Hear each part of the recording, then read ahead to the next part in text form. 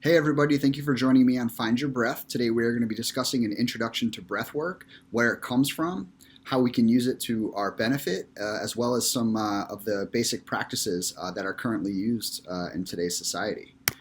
So what exactly is breathwork? Well, breathwork is a several thousand-year-old tradition which has been used by many different Eastern practices like yoga and meditation. It's a way that we can help modulate our nervous system, and it's a way to promote mindfulness and relaxation. Some of the benefits that we can expect from breathwork include stress reduction, improved focus, management of anxiety, helps regulate our emotions, actually improves our digestion by mechanically forcing the food through the gut. It can promote better sleep. There are also potential decreases in blood pressure, as well as improvements in dysfunctional breathing diseases such as obstructive sleep apnea and chronic obstructive pulmonary disorder. I do have this study here in Frontiers of Physiology, which makes me really excited. As somebody who found breathwork a little bit later in life, I was on hypertension medication. I was kind of always stuck in that fight or flight, and I was kind of always wound up and stressed out from my career in the medical field. I was able to find relaxation through breathwork. And in combination with that and exercise, I was actually able to come off of my medications. If you follow the link below in this page, you can actually find the study that does discuss how slow breathing can be used as an alternate non-pharmacological therapy for hypertensive individuals. Again, we do not promote anybody coming off of their medication without discussing this with their doctor first, but it just goes to show how over time breathwork in your practice can definitely be helpful in leading a healthier lifestyle. So, what exactly does breathwork do physiologically? Well, let's start with our brain waves. Okay, so as you can see here on the screen, we have gamma, beta, alpha, theta, and delta brain waves. These are the brain waves that we're in for most of our life. Okay, when we get to alpha, theta, and delta, we're talking a lot more about being in a very relaxed state, and actually theta is right about when you're about to fall asleep, and then delta is the brainwave when you are actually sleeping and dreaming. What we know is that through the breath, we can actually start to control the way that the neurons are firing in our brain. All right, and we can reduce activity in what we call the default mode network. All right, and when we are able to lower that activity in the default mode network, what happens is we get into that more relaxed state, almost like a trance. All right, and we can do that with our breath, which is pretty cool. All right, there are other studies that do show a correlation between these alpha, theta, and delta brainwaves, and actually decreases in anxiety, depression, and symptoms of PTSD. So definitely a huge benefit for so many people in our population. So how does this all work? Okay, so breath work is a great way to help us modulate our nervous system. I know for me personally, I was stuck in a state of fight or flight. Due to my job, I was in a very high-stress career, working in the medical field as a physician assistant, working in orthopedics specifically, which meant that a few days a week I was in the operating room, a few days a week I was in the office seeing 35 patients a day. I felt like I was in a constant free fall of stress, and I couldn't really get a hold of it. So for about 2 years, I actually started leaning on breathwork as a way to help modulate my nervous system. So what does it do? So when we break down our nervous system, we have our central nervous system, and then we have our peripheral nervous system.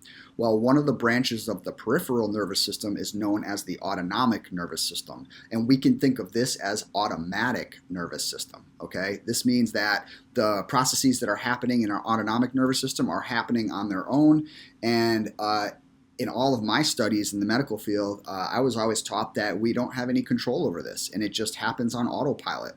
So our autonomic nervous system is broken down into sympathetic and parasympathetic states. Okay, so sympathetic is what we think of when we think of our fight, flight, or freeze. Okay, and our parasympathetic is what we call our rest and digest state. Okay, so let's talk this out a little bit. What do these words mean? So, sympathetic nervous system response. Let's say we have something that startles us or scares us, right? We have some sort of event that causes our blood pressure to go up and causes our adrenal glands to dump cortisol into our bloodstream, all right? Maybe that makes us a little bit irritable and a little bit stressed out. And what happens is that causes our heart rate and our respiratory rate to go up, okay? It causes our blood vessels to constrict, okay? As the heart rate goes up, all right, blood pressure goes up, respiratory rate goes up, we start breathing more shallow, all right, and more fast, okay? Because our body's preparing to either fight or flight, okay, or run away from any potential dangers. The problem is this is a really good mechanism for as we evolved throughout time when we were having to run away from predators and things like that. But unfortunately, in today's day and age, we do find ourselves in that fight or flight state way too frequently. And that's because of all the things that we have going on. Our cell phones, our work responsibilities, our maybe we have kids or we have pets or we're stuck in traffic or we're stuck in line at the market. Okay, all these things can cause us to be a little bit wound up and anxious, right? So all of these modern day stressors are not the same stressors that we had to deal with 1,000, 2,000 years ago, where we were getting chased by tigers and things like that. But what happens is when we have a accumulation of all these different stresses in our day, it keeps us stuck in that sympathetic fight or flight response for most of our day. And that's exactly what was happening with me. Okay, so on the other side of the coin, we have our parasympathetic branch of the autonomic nervous system. So what is that? That's called our rest and digest nervous system. And what that means is that this is what's active while we're sleeping, while we're eating, okay? When our body feels safe, okay, it's going to keep us in that parasympathetic state, all right? Now, this is when our DNA starts to repair itself, when we're resting and when we're recovering. So it's really important that we do spend some time in that state throughout our day, especially at night while we're sleeping. In regards to the heart rate and the respiratory rate, this is actually a lot lower in a parasympathetic state, okay? And that's the desired outcome from breathwork for a lot of people. And it was absolutely fundamental in getting me to shift out of that sympathetic state and into a parasympathetic state, all right? Because that constant chronic stress is the thing that's going to kill you at a young age. So we really want to start paying attention to how stressed and wound up and anxious we really are. And if we did have the ability to modulate that, which we now know we can do through the breath, we definitely want to pay attention to that and incorporate that into our practice. So when it comes to breath work, we have many different types and styles of breath work, okay? And we're going to break this down into 4 major categories. The first is what we call a calming breath, okay? And what this is going to do is it's going to move us from that sympathetic state into that parasympathetic state, okay? And we'll go over some of the specifics on how that actually happens a little bit later in the presentation. Moving on, we also have something called an anytime breath, all right? So this is basically a breathing pattern or a breathing style that's gonna pretty much keep us in the state that we're at. It's not gonna rev up our nervous system, but it's also not gonna calm down our nervous system, all right? But it can be really good for focus and things like that. So it definitely has its place. Next, we have what we call an uplifting breath. Let's say you wake up and you're super tired and you don't want to reach immediately for that coffee because you know that that's going to dysregulate your nervous system in a way that might be a little too much of a jolt for you. Well, we can actually lean on our breath and we can do these types of breathing techniques to actually uplift our nervous system and wake us up and give us energy and energize us for our day. All right. And then last but not least, we have something called natural urges. This is kind of where, in my mind, breath work really starts, okay? It really comes down to being aware of where our breath is and paying attention to how we're breathing, okay? And when we start to get into sighing and yawning, it's a really good opportunity for us to start to just let go and start to shed some of this resistance and some of this stress that our body is holding on to. So those are very, very important breaths to start with when it comes to breath work. All right, so next we want to discuss something called breath awareness, as well as conscious breathing. Okay, so what is breath awareness? Breath awareness is the ability to recognize how we're breathing. Are we breathing into our chest? Are we breathing into our belly? All right, are we breathing deep? Are we breathing shallow? Is there a little bit of a quiver or a hiccup in our breath? All right, or are we breathing very smoothly? Are we breathing through our nose? Are we breathing through our mouth? Okay, so breath awareness is really just recognizing where our breath is at.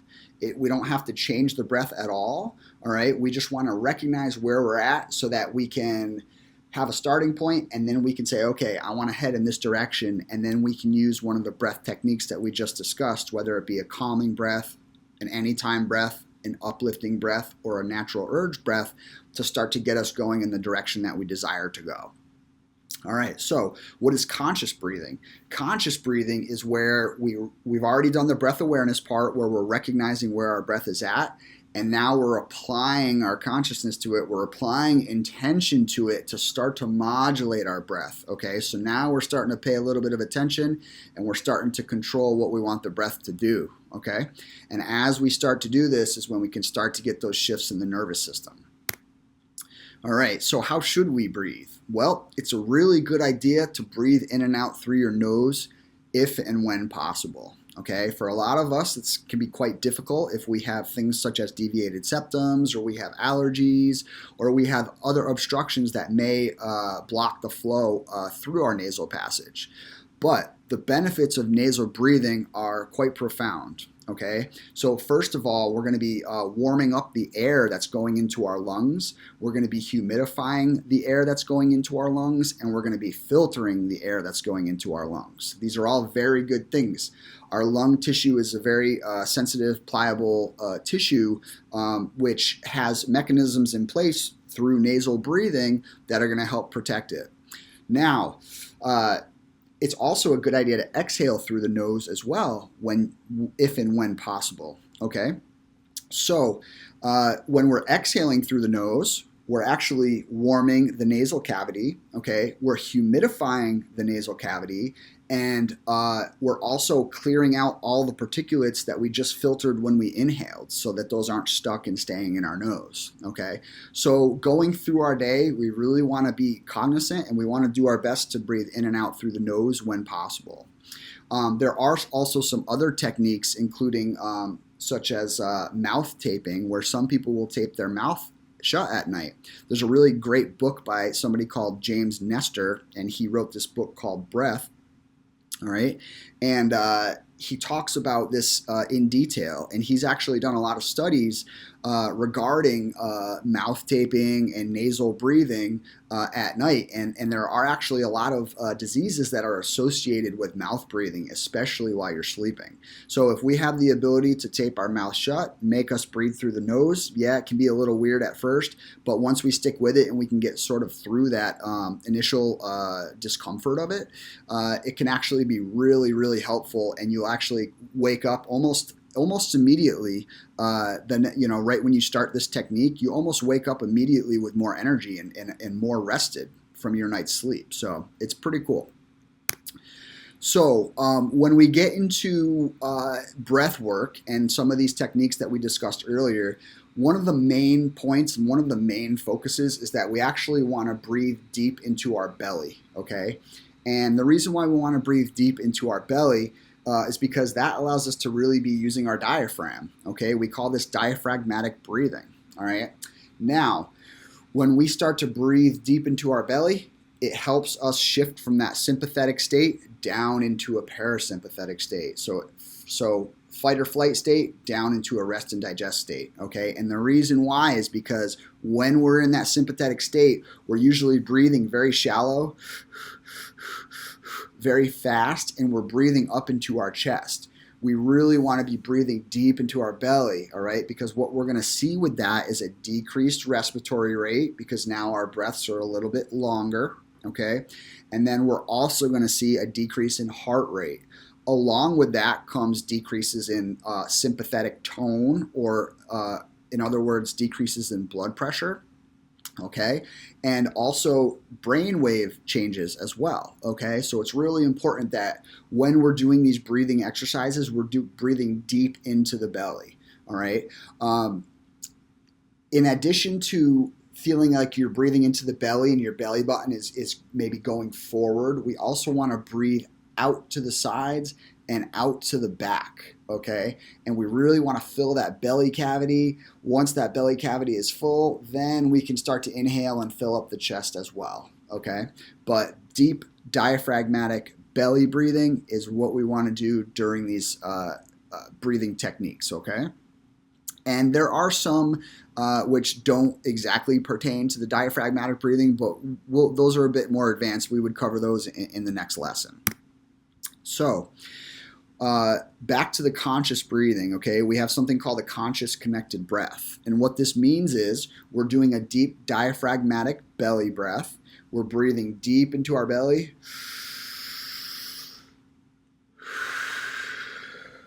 Okay? And then we're letting it out. Now, the inhale is active, okay, where I'm really forcing that air all the way in from my belly. And the exhale is more of a passive exhale, okay?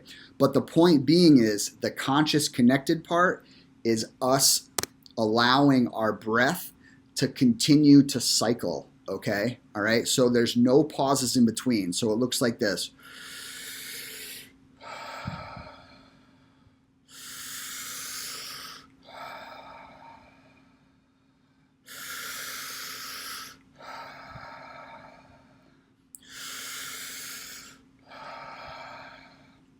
So also notice that I'm doing this breathing through my mouth, okay? We talked about nasal breathing before, but as we get into these deep volume breaths, I find for me, sometimes I am a bit restricted in my nasal cavity. So for me to breathe in and out through the through the mouth when I'm doing these breathwork techniques is completely fine, okay? So I really reserve my nasal breathing for when I'm not actually in a breathwork exercise, unless that specific breathwork exercise calls for a nasal breath, okay?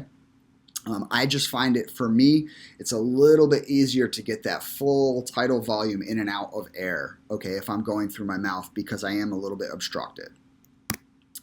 So, we're going to go into a few basic practices here, okay? The first one that we're going to do is the conscious connected breath, and we'll add in a few others as well.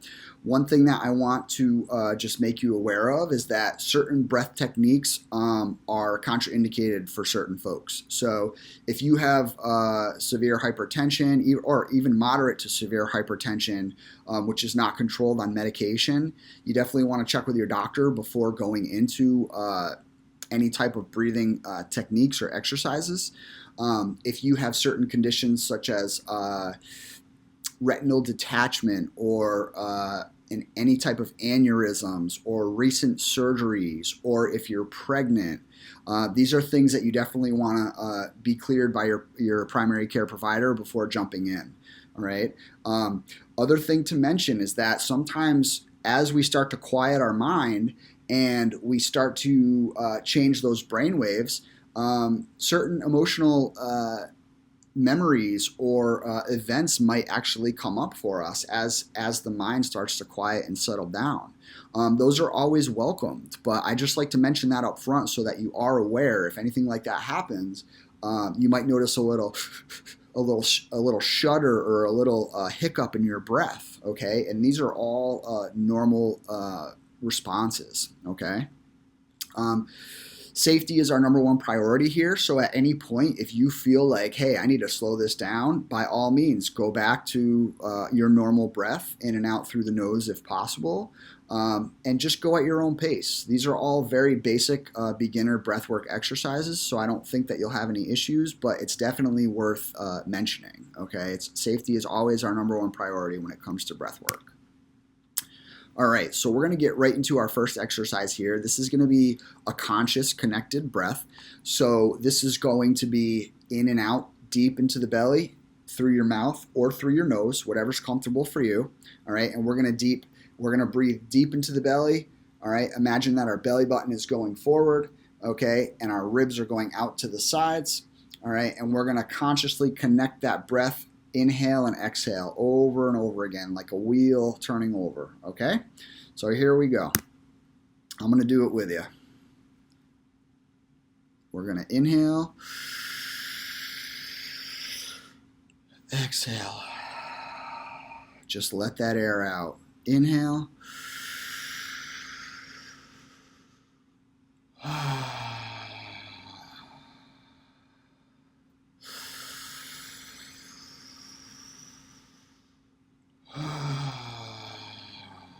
Last one here.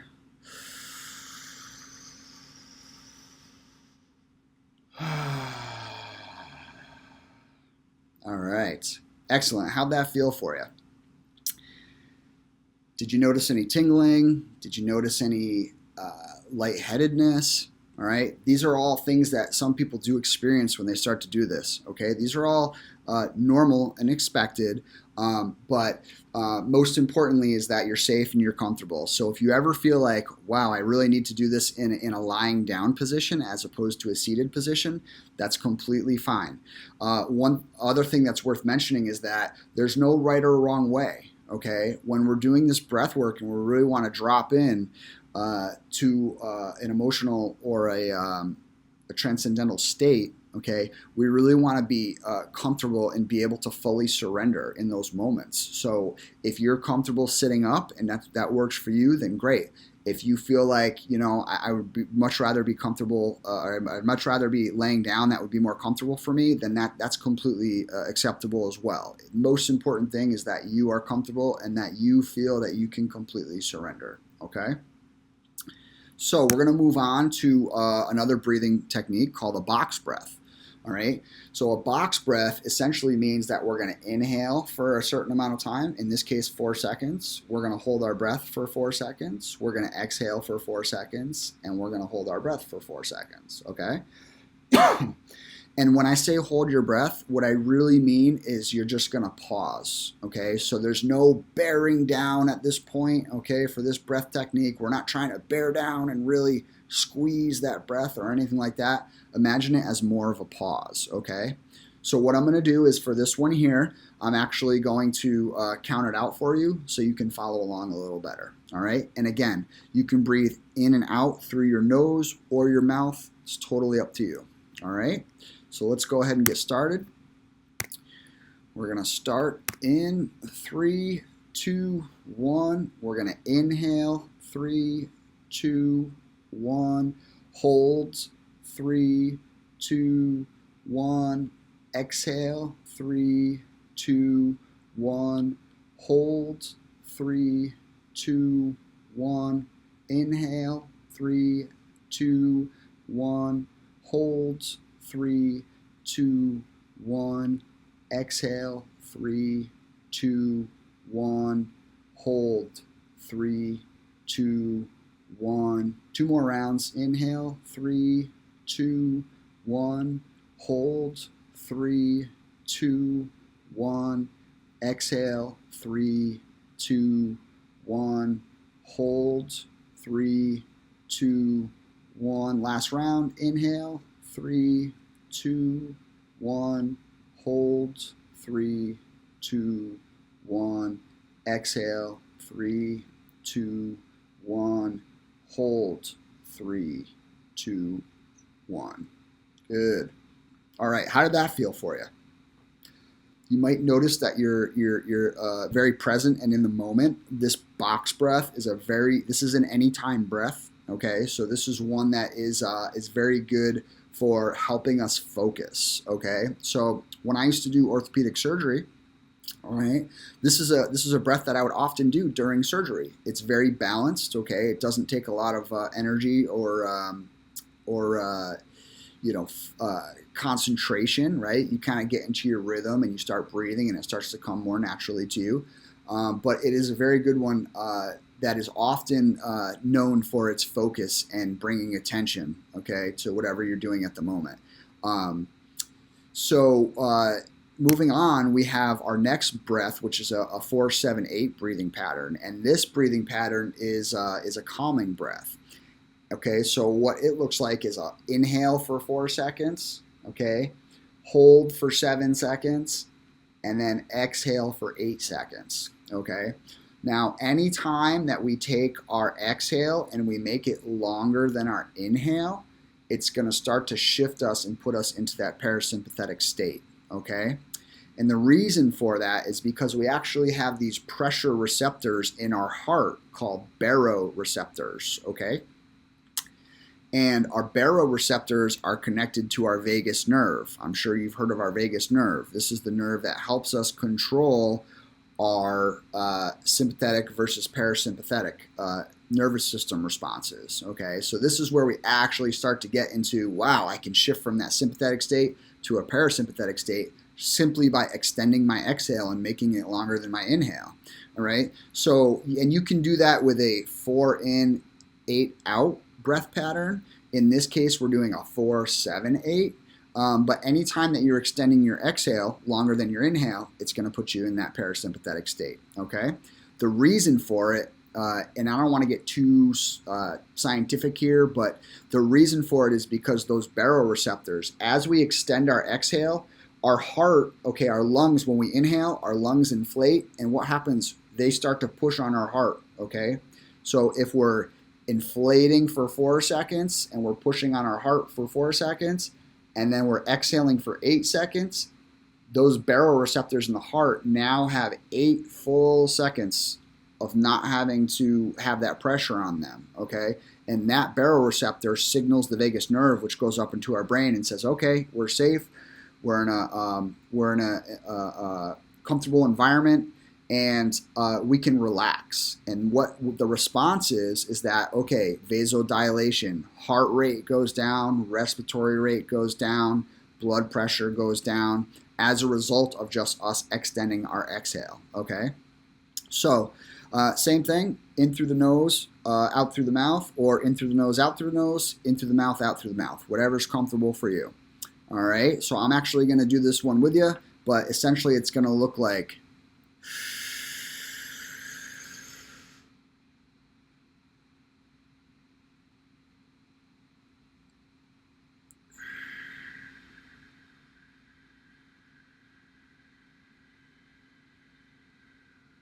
all right. One little tip.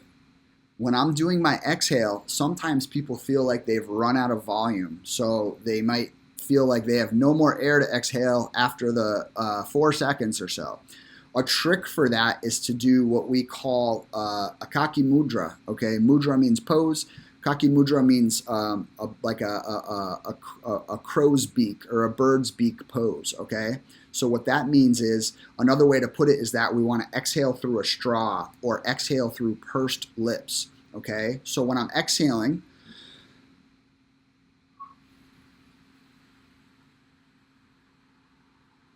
by doing it through pursed lips as opposed to mouth wide open, I can start to regulate that exhale and really extend it out. Okay, so that's what you're going to want to do if you find that you're running out of volume. Okay, so let's go ahead and get into this one. Here we go. We're going to start in 3, 2, 1.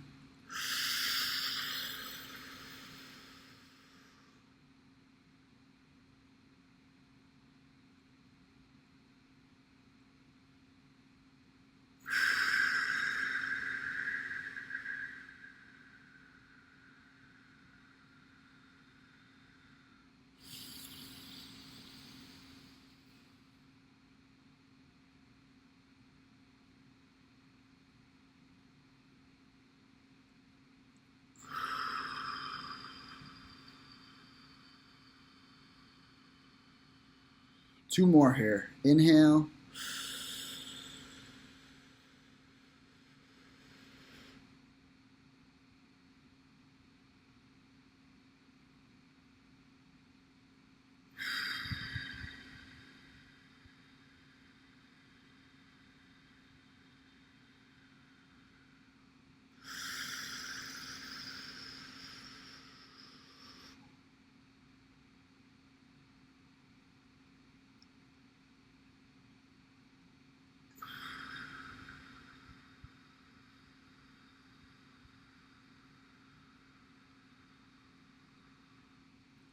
right, good.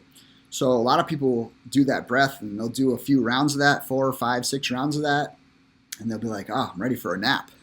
So remember, our parasympathetic is our rest and digest phase, okay? So if we use an extended exhale to put us into a rest and digest phase, which is associated with sleep and digestion, okay, it might be a good one to do before we go to bed at night, right? Because it can start to shift our nervous system and start to calm us down and put us into a state where we're ready for rest, okay? So that's another good tip there. And again, these are all super basic breathing techniques and styles that we can use, and we will get into more detail in the next lesson, but I did want to just give a very brief overview of a calming breath, an uplifting breath, which would be our conscious connected breathing, an anytime breath like our box breathing, and then finally a calming breath, which is our 4-7-8 breathing pattern. All right. And while we're here, I also do want to mention the sighing and the yawning, okay? These are really important. These are really important to introduce into our lives, not just when we're sitting down on our mat for breath work, but throughout our day, okay? So anytime that you change positions or anytime you find yourself in a new environment, or you take a seat in your car, or you go sit down at your desk, or you're about to go and do a presentation at work, it's a really good opportunity to take a deep belly breath and try and just let it out, okay? Do 4 or 5 of those in a row.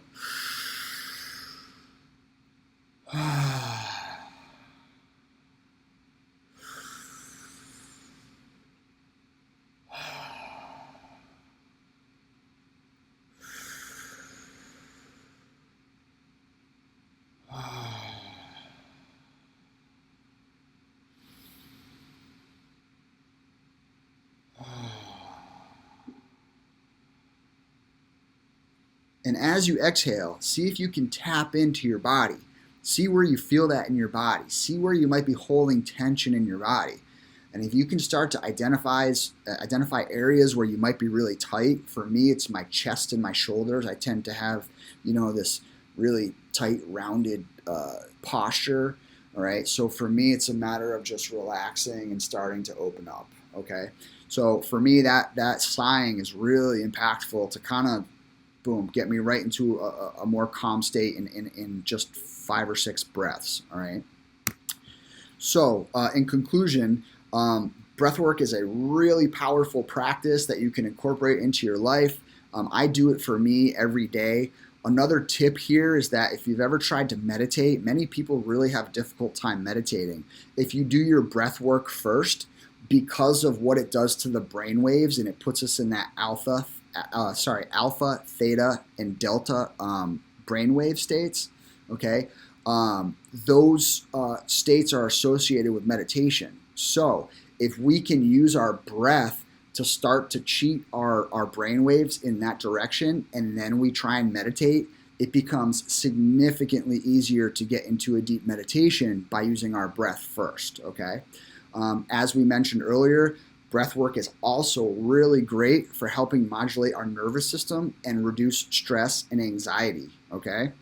It can also give us energy and uplift us out of a depression, okay? So again, it really comes down to the first step being breath awareness, recognizing where am I at? Where am I at emotionally? Where's my breathing? How is maybe my breathing is feeding that negative emotion that I'm experiencing at the moment? Now let's bring some consciousness to our breath, and then we start to go into a conscious breathing technique that we're using intentionally to modulate our nervous system and start to change how we're feeling emotionally. All right? So I hope you join me again. Thank you very much for viewing this whole presentation. We have a lot more great videos to come. Check out my website, findyourbreathtoday.com, for other breathwork instructional videos. I hope to see you again, and certainly if you have any specific questions, you can reach out to me. You can find my contact information on the website, www.findyourbreathtoday.com. Thank you very much, and I hope you have a great day. please, please, please remember, breathe, attune, and connect. Bye-bye.